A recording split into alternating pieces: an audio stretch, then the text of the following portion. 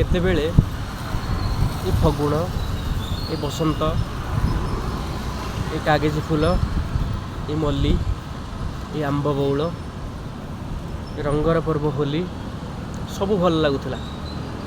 ବହୁତ କବିତା ମନସ୍କ କରୁଥିଲା କବିକୁ। ସବୁ ମିଠା ମିଠା ଲାଗୁଥିଲା। ସେତେବେଳେ ବି ଥିଲା ଛଳ ଛଳ ଆଖି ମିଳନର ଛିଟାରେ। କିନ୍ତୁ ଏବେ କାହିଁକି ଗୋଟେ ଅଦେଖା ଦହନ, ଅପୂରଣ ଆଶା, ଅଦେଖା ଦୁଃଖରେ ଭାଙ୍ଗି ଯାଉଛି ମନ। କବିତାର ସଂଜ୍ଞା, ପ୍ରକୃତି, ପରିସର ସେ ଯାହା ବି ହେଉନା କାହିଁକି ତାହା ଶେଷ ହେଉଛି ବିରହର ବାଟରେ। ସବୁର ପରିଣତି ପାଖରେ ନଇଁ ଯାଉଛି ମଥା।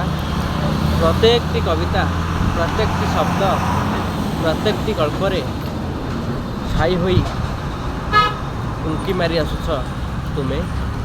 ନା ତୁମେ ଫେରିବ, ନା ଫେରିବାର ସମ୍ଭାବନା ଅଛି, ନା ଫେରିଲେ ବି ଆପଣେଇ ପାରିବେ ତୁମକୁ। ଏଇ ତ ଜୀବନ।